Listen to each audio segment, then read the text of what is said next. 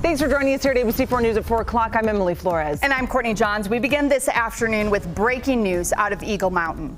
Police and Utah Sheriff's County's deputies are on the scene of a domestic incident on Kestrel Way, which is in the neighborhood on the west side of town. Now, Sergeant Spencer Canyon with the Utah County Sheriff's Office joins us from the scene live with the latest. Sergeant Canyon, we are hearing that someone has been shot on the scene. Can you tell us what's happened? Yeah, we got a 911 call about 1:45 in the from the Eagle Park community here in the city center of Eagle Mountain. There was some sort of a family dispute that was going on, and there was a 61-year-old gentleman who was shot. The person who fired the shots fired multiple rounds inside the house. From what I understand, several of them through a wall and then came out of that room and fired one directly at the victim. Fortunately, the victim doesn't appear to be hurt really badly. Fair condition is what I would call his condition right now. He was taken by a life flight helicopter to a local hospital. The person who fired the shots is still in the house, and we're trying to work out a reasonable resolution to get him out without any further injury. Sergeant Cannon, at this point, too, what do we know about that person who's barricaded inside of the home at this time? Are there any details that you can release? The only thing I really know right now that I can release is that they're related by marriage, I believe. Two men. I don't know how old the person is who is believed to have fired the shots, but the victim is 61 years old and looked like he was in fair condition. He was talking to us and everything. Initially may have gone unconscious, but that wouldn't be terribly uncommon in a situation like that. But came back around and we were able to talk to him and get information from him. But we don't know. I don't know a lot more right now about the suspect. Given the location, Sergeant Cannon, are there any impacts that we're seeing in the neighborhood? Any schools being closed at this point?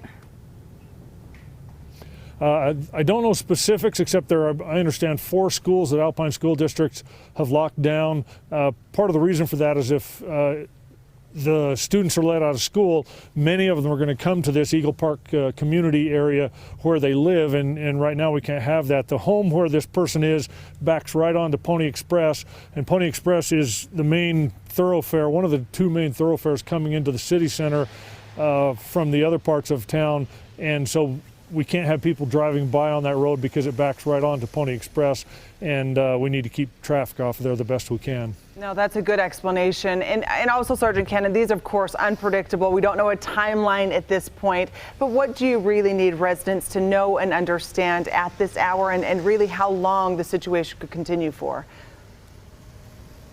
That's been going on for a little over 2 hours right now. We certainly hope that it gets a good resolution here quickly. We want to be able to talk to this guy and get him out and get things taken care of. Certainly he's likely to face some trouble, but it's not worth doing what he's doing now. We want him to get out of it as well.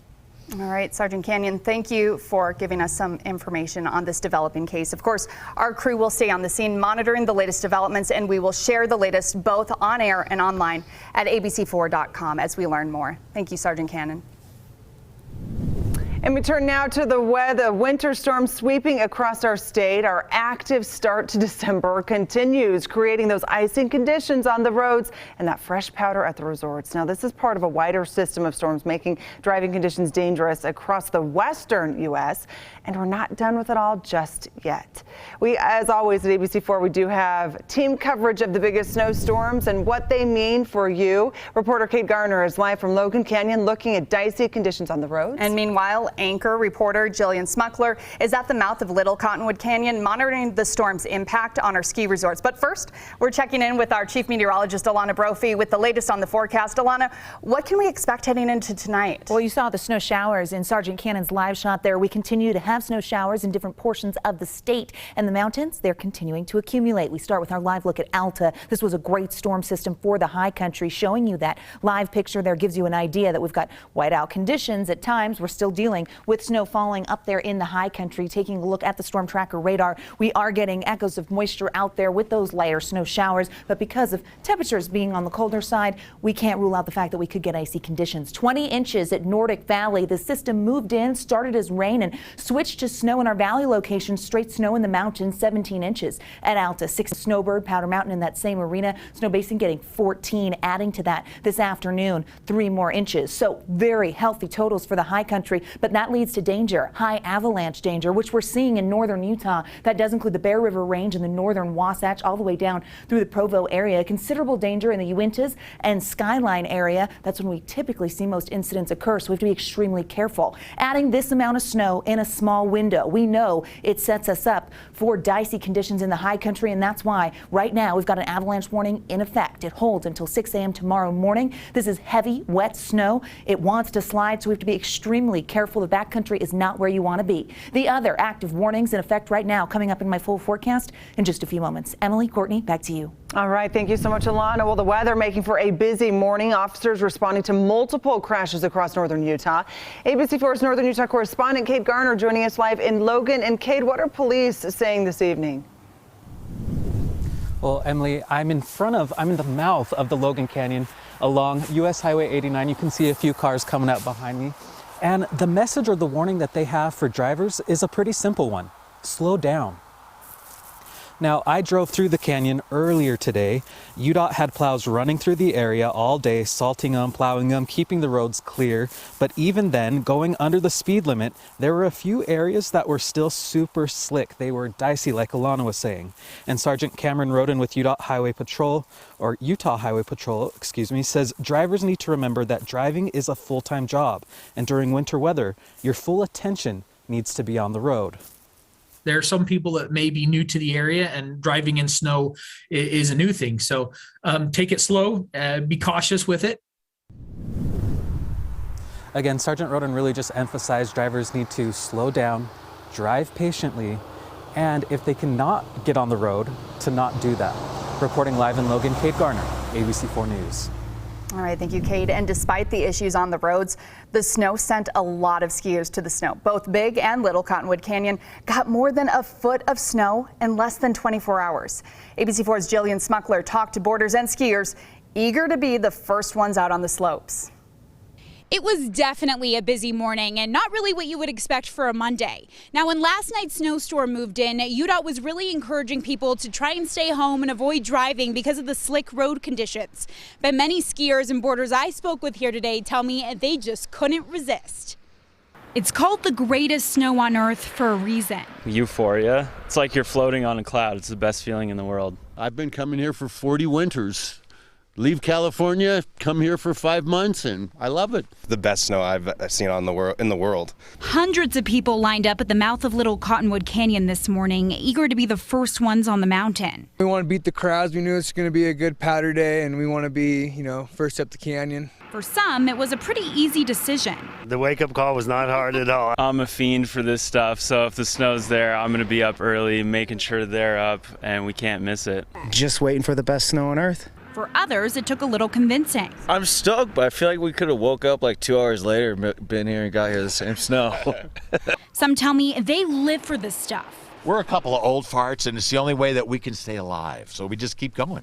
In the past 24 hours, Alta, Snowbird, Brighton, and Solitude all got over a foot of snow. Last season, we got no snow in all of January, and this season is a whole lot different, so we're taking advantage. Best start I can remember in 20 years at least. That's why skiers and boarders are coming from near and far, eager to get a taste. Drove in from San Diego and looking forward to the conditions. From Denver, Colorado, just chasing snow, trying to get this.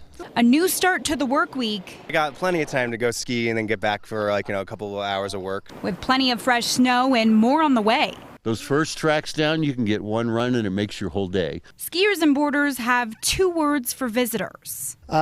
Stay away. Reporting at the mouth of Little Cottonwood Canyon, Jillian Smuckler, ABC4 News.